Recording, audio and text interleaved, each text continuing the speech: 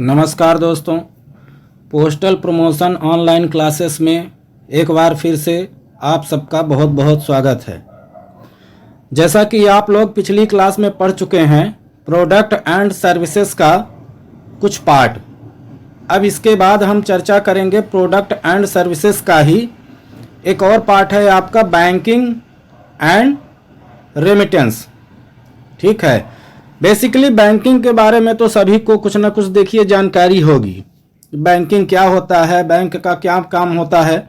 इसी तरह से हमारे डाक विभाग में भी बैंकिंग से संबंधित कई खाते होते हैं, कई अकाउंट होते हैं, है ना। उसी के बारे में आज हम लोग पढ़ेंगे। तो सबसे पहले चलिए आते हैं बैंकिंग में।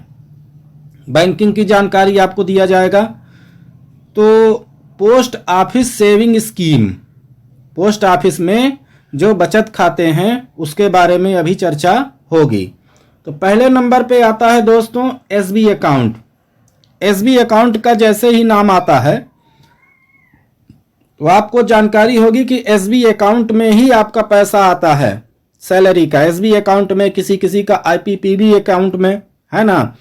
तो एसबी अकाउंट की शुरुआत, सेविंग बैंक अकाउंट की शुरुआत 1 अप्रैल 1981 को किया गया था। कब किया गया था? 1 अप्रैल 1981 को। अब दूसरा चीज, एसबी अकाउंट कितने प्रकार के होते हैं? Single account, joint account. Single मतलब होता है जो एक व्यक्ति के द्वारा कोई खाता खोला जाता है। ज्वाइंट मतलब हो गया एक से ज्यादा व्यक्ति के द्वारा जो खाता खोला जाता है ना। तो यहाँ पे जो सिंगल अकाउंट है, स्क्रीन में आपको दिख रहा होगा, सिंगल अकाउंट के बारे में थोड़ा सा जान लीजिए।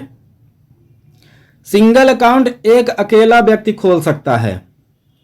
किसी नाबालिग की ओर से अभिभावक द्वारा खोला जा सकता है। अस्वस्थ दिमाग वाले व्यक्ति की ओर से अभिभावक द्वारा खोला जाता है। 10 वर्ष से अधिक उम्र का नाबालिग अपने नाम पर खाता खोल सकता है, मगर वो पूरी तरह से 18 साल के बाद ही उस खाते को ऑपरेट करेगा। ठीक है, अब आते हैं हम ज्वाइंट अकाउंट में। तो ज्वाइंट अकाउंट की बात करेंगे तो ज्वाइंट अकाउंट केवल एसबी अकाउंट का जो ज्वाइंट अकाउंट है वो केवल 2 वयस्क द्वारा ही खोला जाएगा, 2 लोगों द्वारा ही खोला जाएगा। तीसरा आदमी इसमें नहीं आ सकता। ज्वाइंट ए, ज्वाइंट बी, इसको ध्यान में रखिएगा। इसके अलावा जितने भी ज्वाइंट अकाउंट खुलेंगे, चाहे वो आपके फिक्स डिपॉजिट, है ना, टाइम डिपॉजिट का हो, चाहे आरडी का हो, चाहे मंथली इनकम का हो, किसी का भी हो, सब में ज्वाइंट अकाउंट 2 से ज्यादा होते हैं, यानी 3 होते हैं। चलिए अब एसबी अकाउंट में आगे चर्चा करेंगे। सेकंड नंबर पे ध्यान से देखिएगा। एक व्यक्ति द्वारा सिंगल अकाउंट के रूप में, एक व्यक्ति द्वारा सिंगल अकाउंट के रूप में केवल एक ही अकाउंट खोला जाएगा। मतलब एक व्यक्ति एसबी का केवल एक ही अकाउंट खुलवा सकता है। ऐसा नहीं है कि अगर वो पटना में रह रहा है तो एक अकाउंट वहां खुलवा लिया, उसका पता चला कि कहीं और ट्रांसफर हो गया या कहीं और वो जॉब करने लगा तो वहां जाके खुलवा ले। ऐसा नहीं है, वही खाता उसका काम करेगा हर जगह। फिर थर्ड नंबर पे, सिंगल अकाउंट को ज्वाइंट अकाउंट में कन्वर्ट नहीं किया जा सकता है। ये भी बहुत महत्वपूर्ण पॉइंट है कि हम सिंगल को ज्वाइंट में कन्वर्ट नहीं कर सकते हैं। अब ज्वाइंट से सिंगल की क्या बात आएगी? फोर्थ नंबर पे देखिए, ज्वाइंट अकाउंट में किसी एक व्यक्ति की मृत्यु होने पर दूसरे व्यक्ति द्वारा अकाउंट को संचालित किया जा सकता है। जैसे मान लीजिए ज्वाइंट अकाउंट 2 लोगों ने मिलकर खोला, एक आदमी की मृत्यु हो गई तो दूसरा आदमी उस अकाउंट को चला सकता है, इसमें कोई दो राय नहीं है। और उस खाते के अलावा अन्य कोई दूसरे व्यक्ति का बचत खाता नहीं होना चाहिए। ये बहुत परफेक्ट बात है कि भैया आपका पता चला कि सिंगल अकाउंट एसबी का एक पहले से खुला है, आप ज्वाइंट में खुलवाए थे, पहला आदमी यदि एक्सपायर कर गया तो आप सोचते हैं कि हमारा ये चलता रहेगा, तो ऐसा नहीं है।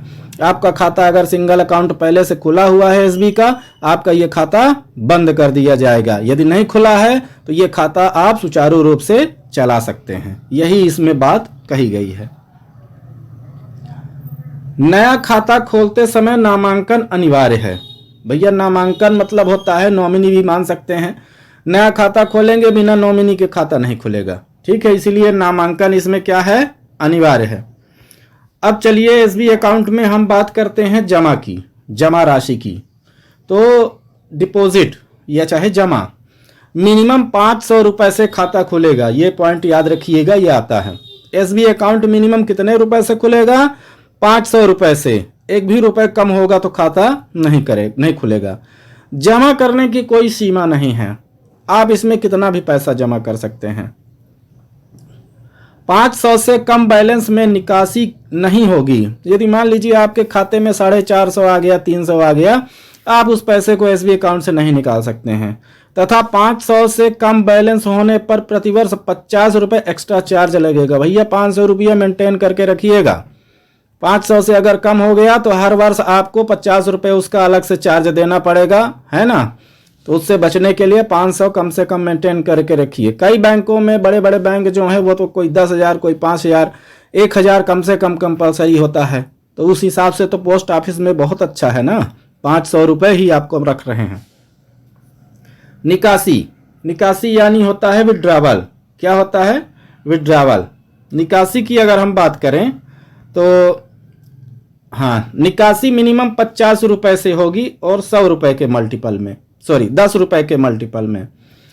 मतलब आप केवल 50 रुपए कम से कम निकाल सकते हैं, 40 रुपए नहीं निकाल सकते हैं, 20 रुपए नहीं निकाल सकते हैं, और वो 10 रुपए के मल्टीपल में। मल्टीपल का मतलब ये होता है दोस्तों, जैसे मान लीजिए हमारे खाते में 600 रुपए हैं तो हम 50 रुपए कम से कम निकाल सकते हैं, 60 रुपये, फिर उसके बाद 10 का मल्टीपल 60 रुपये, है ना, 70 रुपये। इस हिसाब से आप 65 रुपये नहीं निकाल सकते, 75 रुपये नहीं निकाल सकते, 78 रुपये नहीं निकाल सकते। ये होता है मल्टीपल।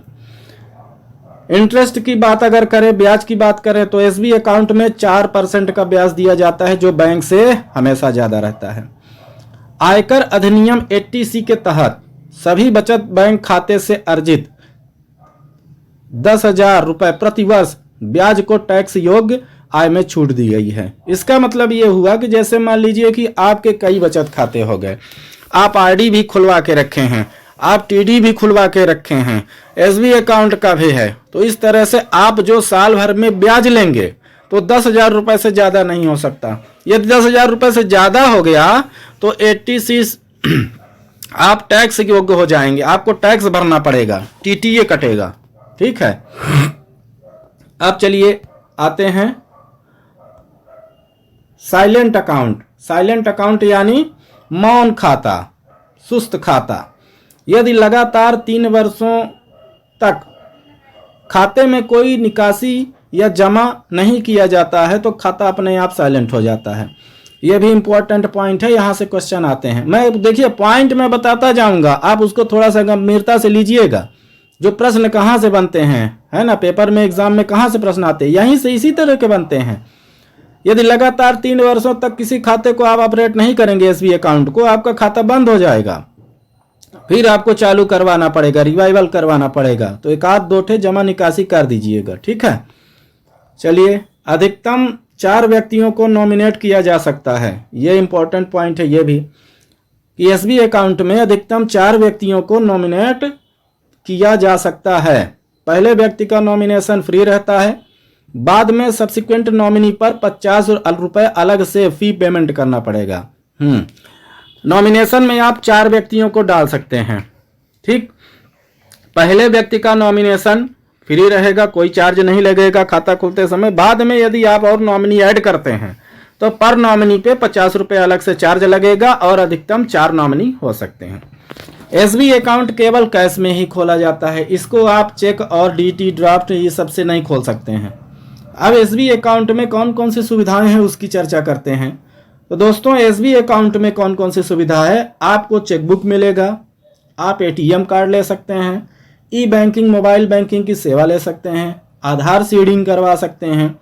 और ये जो 3 आपके पॉइंट हैं, महत्वपूर्ण पॉइंट, इसको समझिए। हमारे एक एसबी अकाउंट में यदि हम ये 3 सुविधाएं लेते हैं, ठीक है, एपीवाई, पीएमएसबीवाई, पीएमजेजेबीवाई, इसका मतलब ये हुआ कि इन तीनों पे आपके एसबी अकाउंट से ही पैसा डिडक्ट हो जाएगा। अटल पेंशन योजना का पैसा, प्रधानमंत्री सुरक्षा बीमा योजना पैसा, प्रधानमंत्री जीवन ज्योति बीमा योजना का पैसा अपने आप जितना चार्ज रहेगा लिंक हो जाएगा तो कटता रहेगा। ठीक है, ये हो गया हमारे बचत खाता एसबी अकाउंट और उसकी जो भी जैसे जानकारी है वो चीज हो गई। चलिए अब आगे बढ़ते हैं। पहला एसबी अकाउंट था, अब हम दूसरे नंबर पे बात करेंगे रिकरिंग डिपॉजिट अकाउंट, या इसको हम आरडी बोलते हैं। क्या बोलते हैं? आरडी। आरडी सभी लोग जानते होंगे, ये कोई नया नाम देखिए नहीं है। पोस्ट ऑफिस में कोई भी अगर जुड़ा हुआ है ना, जो इस वीडियो को देख रहा है, तो उसका भी आरडी कहीं ना कहीं हो सकता है कि खुला हो, नहीं खुला होगा तो वो किसी न किसी का खोला होगा। आरडी अकाउंट 1 अप्रैल 1982 से स्टार्ट हुआ था। चलिए अब पॉइंट पर आते हैं। आरडी में ज्वाइंट अकाउंट 3 वयस्कों द्वारा खोला जा सकता है। हाँ, अब ये इसको पॉइंट देखिए महत्वपूर्ण है। इसके पहले क्या हुआ था? एसबी अकाउंट में केवल 2 ही लोग ज्वाइंट खोल सकते थे, ज्वाइंट ए ज्वाइंट बी, है ना।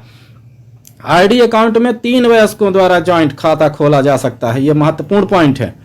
आरडी अकाउंट कितने भी संख्या में खोला जा सकता है। एसबी अकाउंट एक ही खुलता था, आरडी अकाउंट कितने भी खोलिए, है ना। चलिए अब बात करते हैं डिपॉजिट की या जमा की। आरडी खाते कम से कम 100 रुपए 10 रुपए के मल्टीपल से खोले जा सकते हैं। कम से कम 100 रुपए की आरडी देखिए खुलेगा, है ना, और 10 रुपए के मल्टीपल में, मतलब 100 रुपए 110 रुपए 105 नहीं खुलेगा। इस तरह से ये खाते कैश चेक दोनों से खोले जाते हैं, है ना। ये खाते आप कैश से भी खुलवा सकते हैं और चेक से भी खुलवा सकते हैं। चेक पेमेंट से भी आपका ये खाता ओपन हो जाएगा। तीसरे नंबर पे आते हैं। इसी में ये खाते यदि 1 तारीख से 15 तारीख के बीच खोले जाने पर उस मंथ के 15 तारीख को बिना डिफॉल्ट के जमा होगा। जैसे मान लीजिए कोई आरडी का खाता हमारा 1 तारीख से 15 तारीख के बीच में खुलता है, तो अगले महीने जब उसका हम पेमेंट जमा करेंगे या किस्त भरेंगे, तो हमें 1 तारीख से 15 तारीख के बीच में ही जमा करना पड़ेगा। 16 को जमा करेंगे या उसके बाद जमा करेंगे तो आपका डिफॉल्ट लगेगा। दूसरे नंबर पे आइए, ये पहले नंबर की बात हो गई, अब दूसरे नंबर पे आते हैं। यदि महीने के 15 तारीख के बाद खाता खोला जाता है, मतलब उस महीने के 15 तारीख के बाद खाता खोला जाता है, तो उस महीने की लास्ट डेट तक कोई डिफॉल्ट फी नहीं लगेगा। ठीक है, इस कंडीशन में क्या होता है कि उस महीने के लास्ट तक, मतलब 16 तारीख से लेकर उस महीने के लास्ट तक आप कभी भी पैसा जमा करेंगे तो आपका कोई डिफॉल्ट नहीं लगेगा, पर खाता आपका जो ओपनिंग का टाइम है वो 15 तारीख के बाद का होना चाहिए। चलिए अब डिफॉल्ट की चर्चा करते हैं। डिफॉल्ट में क्या होता है ये देखिए। डिफॉल्ट में प्रति 100 रुपए पर 1 रुपए डिफॉल्ट लगेगा। कितना लगेगा? हर 100 रुपए पर 1 रुपए डिफॉल्ट लगेगा। इसको समझिए थोड़ा सा। जैसा मान लीजिए आपका खाता आरडी का खाता खुला 500 रुपए का। कितने का खुला? 500 रुपए का। आप जुलाई में खाता खुलवाते हैं, अगस्त में आप पैसा जमा नहीं करते हैं, सितंबर में आप पैसा जमा करेंगे तो सितंबर का तो जमा करेंगे ही करेंगे, ठीक है। अगस्त का भी पैसा मूलधन देना पड़ेगा और उस 500 रुपए का 5 रुपए डिफॉल्ट आपको जमा करना पड़ेगा। तो 2 महीने का आपका 1000 तो देखिए वो हो गया, और 5 रुपए डिफॉल्ट हो गया, तो 1005 रुपए आपका 1 महीने के साथ जमा करना पड़ेगा। यही बोल रहा है कि हर 100 रुपए पे 1 रुपए डिफॉल्ट लगेगा। फिर आगे आइए, केवल 4 किस्त डिफॉल्ट के साथ अलाउड है। इसी तरह से आप 4 किस्त 4 महीने का डिफॉल्ट के साथ भर सकते हैं, चौथे महीने तक, 5वें महीने में नहीं, चौथे महीने के लास्ट तक। इसके पश्चात 2 मंथ के अंदर खाता रिवाइवल नहीं किया गया तो खाता बंद हो जाएगा। अब 4 महीना बीत जाने के बाद 5वें से 6वें महीने के अंदर आपको अकाउंट को रिवाइवल करवाना पड़ेगा। किसी कारणवश आप नहीं जमा कर पाए हैं, यदि आप ऐसा नहीं करते हैं तो खाता आपका क्लोज हो जाएगा। अब उसका पैसा आप या तो 3 साल बाद निकालिए या तो फिर 5 साल बाद निकालिए। एडवांस डिपॉजिट की बात करते हैं। एडवांस डिपॉजिट में क्या होता है? 5 वर्ष तक का एक साथ एडवांस डिपॉजिट किया जा सकता है। जैसे मान लीजिए आप इस महीने खाता खुलवाए हैं, इसके बाद इकट्ठा आप पूरा 5 वर्ष के लिए जमा कर सकते हैं। अब एडवांस डिपॉजिट में रिबेट क्या मिलेगा? 6 मंथ तक के जमा पर 10 रुपए, 12 मंथ के जमा पर 40 रुपए। मतलब हम अगर 6 महीने के लिए जमा करते हैं तो 10 रुपये हर 100 रुपये में हमको रिबेट मिलेगा। 12 मंथ के लिए अगर हम जमा करते हैं, साल भर के लिए जमा करते हैं, तो 40 रुपये हमको रिबेट मिलेगा। कितना मिलेगा? 40 रुपये। अब यहाँ पे देखिए लिखा हुआ है रिबेट फॉर डिवीजन 100 प्रति 100 रुपये पर, है ना, हर 100 रुपये पे इतना रिबेट बताया गया है। अब लोन की थोड़ा चर्चा कर लें। जैसे मान लीजिए कोई भाई हमारे जमा करते हैं, उनको लोन की आवश्यकता है, तो उसका क्या प्रावधान है। लोन में आइए, जितने भी आप इस तरह के खाते पढ़ेंगे, बचत खाते पढ़ेंगे, सब में यही होगा कैसे ओपन करना है ना, उसका लोन सुविधा क्या है, उसका सरेंडर पॉलिसी क्या है, उसका पीएमसी क्या है, उसका मैच्योरिटी क्या है, यही सब चीजें हर सभी खाते में पढ़ना है। अब चर्चा करते हैं लोन की। तो 1 वर्ष यानी 12 किस्त पूरा होने पर, 1 वर्ष यानी 12 किस्त पूरा होने के बाद जमा राशि का 50% आप लोन ले सकते हैं। जितना जमा है उसका 50% आप लोन ले सकते हैं। अब भाई लोन लेंगे, सरकार पैसा दे रही है तो उसका कुछ ना कुछ ब्याज लेगी। ब्याज दर क्या रहेगा? आरडी का जो ब्याज दर आपका उस टाइम पे होगा प्लस उसका 2%। ये देखिए लिखा हुआ है आरडी प्लस 2%, ये यहाँ पे है ना। तो आरडी का तो पैसा ब्याज का लगेगा ही और 2% एक्स्ट्रा आपको देना पड़ेगा। चलिए अब चर्चा करते हैं पीएमसी की। पीएमसी मतलब होता है प्री मैच्योर क्लोजर। क्या होता है? प्री मैच्योर क्लोजर, खाता को समय पूर्व बंद करना। खाता खुलने के 3 वर्ष बाद पीएमसी किया जा सकता है। 3 साल के अंदर आप खाता को पीएमसी नहीं कर सकते हैं। 3 साल बाद आप उसको अगले दिन ही चाहे बंद करवा दीजिए, परंतु उसमें केवल मूल राशि तथा एसबी रेट से इंटरेस्ट दिया जाएगा। आपको मूलधन दे दिया जाएगा और एसबी रेट से जो भी 4% से इंटरेस्ट बनेगा वो मिल जाएगा। एक चीज और है कि जो डिफॉल्ट आप भरे होंगे वो भी आपका पैसा वापस हो जाएगा। अब आइए 7वें नंबर पे, मैच्योरिटी या परिपक्वता। मैच्योरिटी खाता खुलने की तिथि से 5 वर्ष बाद होगी। मतलब खाता जो आपका आरडी अकाउंट खोला जाता है वो कितने साल के लिए खोला जाता है? 5 वर्ष के लिए, उससे ज्यादा नहीं खुलता। परिपक्वता के बाद खाते को 5 वर्ष के लिए और बढ़ाया जा सकता है तथा इस बढ़ाए गए खाते को कभी भी बंद किया जा सकता है। ये अच्छी बात है। आपका जैसे मान लीजिए कि 5 साल पूरा हो गया, आप उसको चाहते हैं कि खाता आपका 5 साल के लिए और बढ़ जाए, तो उसको आप 5 साल के लिए बढ़ा सकते हैं, है ना। और उस खाते को, बढ़े हुए खाते को आप कभी भी बंद ही कर सकते हैं। ब्याज की चर्चा करते हैं तो ब्याज आपका कितना बनेगा? 6.7%। ठीक है दोस्तों, चलिए ये हो गया एसबी और आरडी के बारे में। अब हम चर्चा करेंगे टाइम डिपॉजिट या टीडी। इसको हम फिक्स अकाउंट भी कहते हैं। क्या बोलते हैं? Fix account. तो टीडी के बारे में थोड़ा सा समझ लेते हैं। टीडी कितने प्रकार का होता है? 1 year, 2 year, 3 year, 5 year TD, है ना। अब इसमें जो इसका रेट ऑफ इंटरेस्ट है, इसकी चर्चा अलग से हम करेंगे। उसका वीडियो और उसका वीडियो लेक्चर और पीडीएफ आपको दोनों दिया जाएगा। तो वहां से जो उस टाइम पे करंट में रहेगा, ये हम हमेशा लास्ट में प्रोवाइड कराते हैं, क्योंकि ये रेट्स जो हैं ये घटते बढ़ते रहते हैं, ये स्थायी नहीं रहते, है ना। अभी करंट में ये चल रहा है, आगे ये चलेगा कि नहीं चलेगा, हर त्रैमासिक 4 महीने में चेंज होता रहता है। ठीक है। तो डिपॉजिट की बात करेंगे। टीडी में डिपॉजिट की। डिपॉजिट में क्या होता है? जमा में कम से कम 1000 रुपए से खाता खुलेगा और 100 रुपए के मल्टीपल से खुलेगा। उसमें 500 रुपए में खाता खुलता था आरडी में, अब डिपॉजिट में 1000 रुपए से खुलेगा। इनकम टैक्स में 80C के तहत छूट रहती है। इसमें 80C के तहत आपको छूट भी मिलेगी। एक्सटेंशन ऑफ अकाउंट, खाते को परिपक्वता के बाद और बढ़ाना। उसमें क्या कर सकते हैं? 1 year TD, 2 year TD, 3 and 5 year TD. 1 year TD में क्या होता है कि 1 साल के खाते को हमको परिपक्वता के 6 महीने के पहले ही फॉर्म भर के देना पड़ेगा कि हम खाता को एक और बढ़ाना चाहते हैं। 2 ईयर टीडी में क्या होता है? एक्सटेंशन मिल जाएगा पर 12 महीने पहले ही हमको सूचना देना पड़ेगा, मतलब 1 साल पहले देना पड़ेगा। 3 ईयर और 5 ईयर टीडी में हमको खाता तो हमारा एक्सटेंशन हो जाएगा पर हमको 18 मंथ के पहले या 1.5 साल के खाता खोलने के परिपक्वता के 1.5 साल पहले ही सब कुछ जानकारी देनी पड़ेगी। आइए PMC, premature closure. Premature closure में क्या होता है, 6 मंथ बाद ही अलाउ है। जब से आपका टीडी अकाउंट खुलेगा तो 6 महीने के बाद ही अपने खाते की पीएमसी करवा सकते हैं।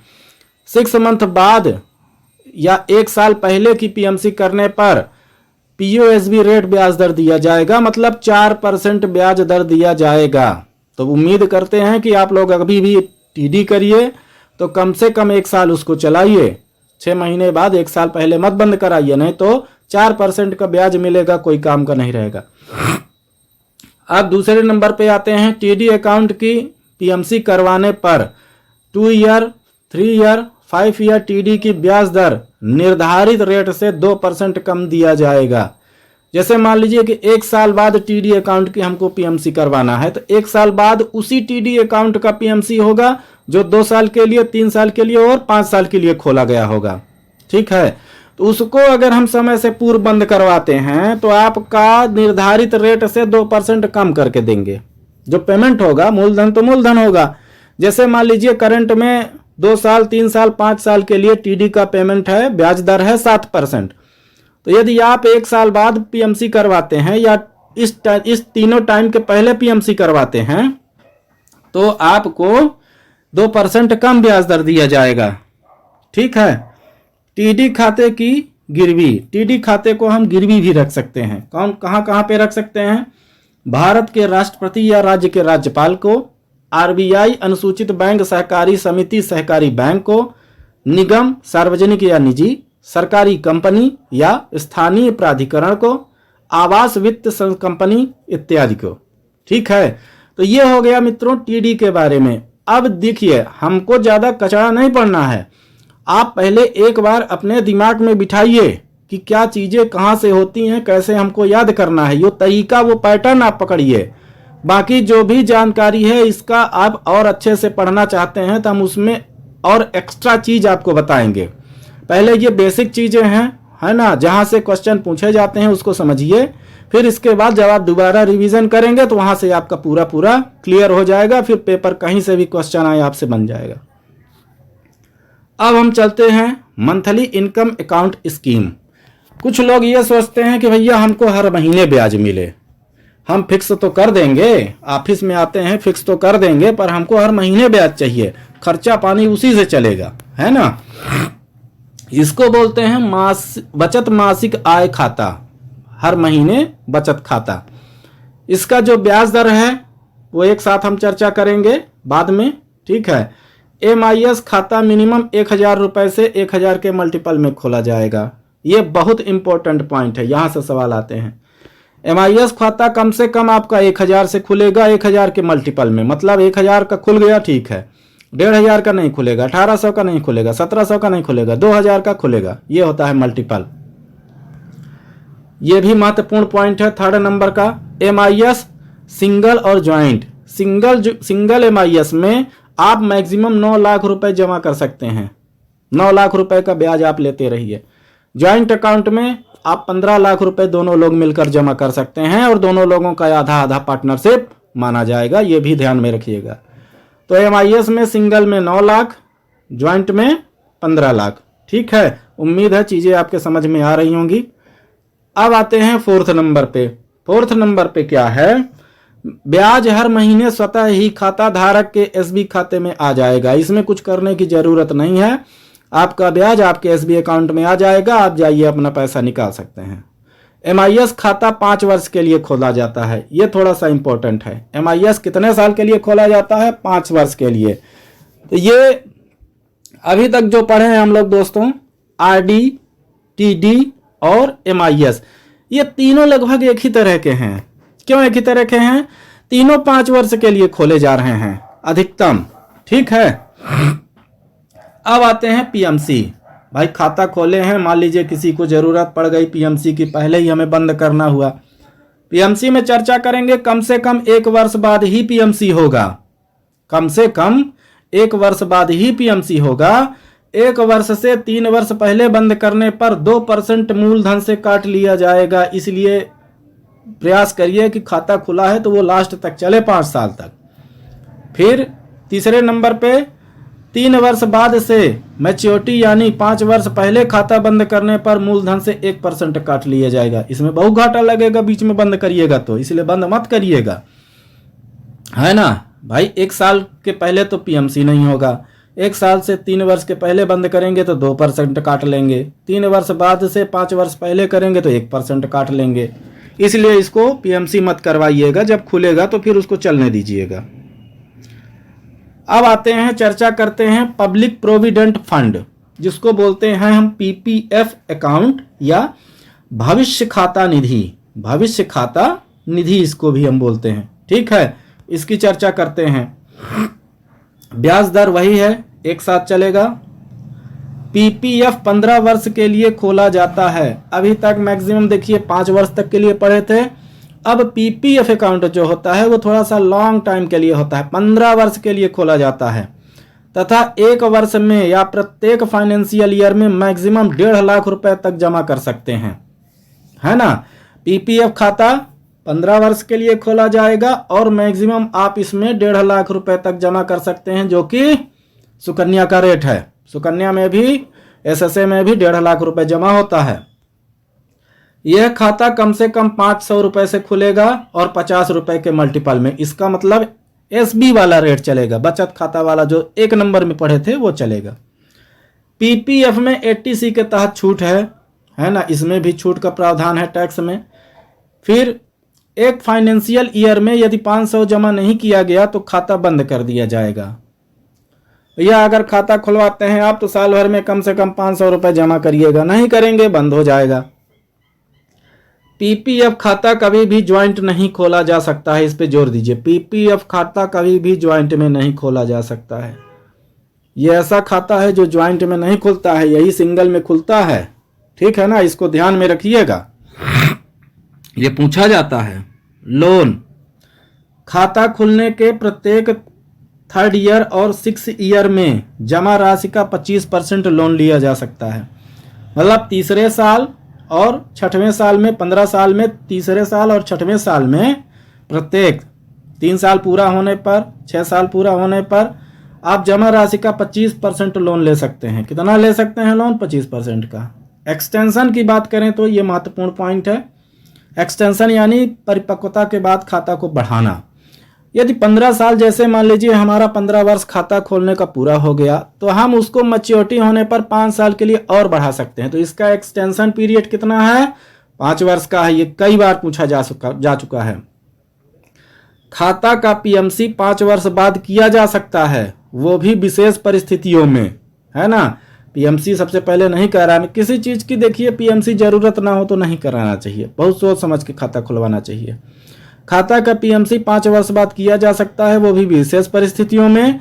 पीएमसी के वक्त ब्याज से 1% पैसा काट लिया जाएगा। 5 वर्ष बाद भैया खाता आप बंद तो कर सकते हैं, पर 1% ब्याज में पैसा हम काट लेंगे उससे, ठीक है।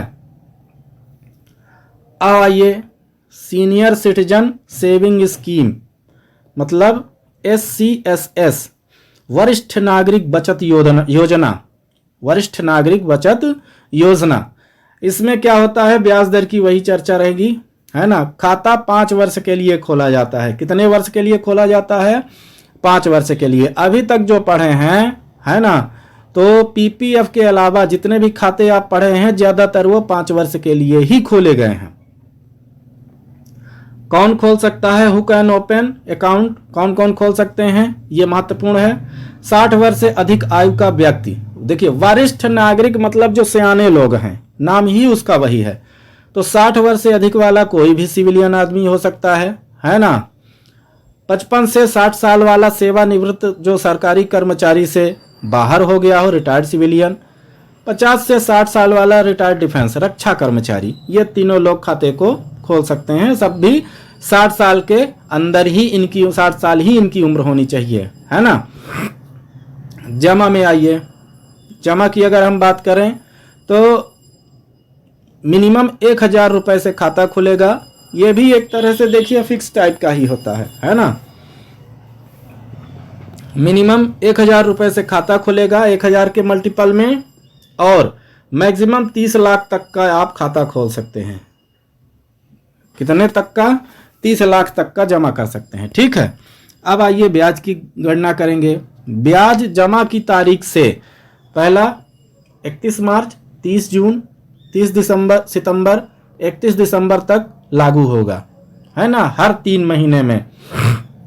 यदि वर्ष में 50,000 से ज़्यादा ब्याज लिया जा रहा है तो वो टैक्स में आ जाएगा, टैक्स फ्री नहीं रहेगा, इसलिए 50,000 से कम ही ब्याज दर लेना चाहिए।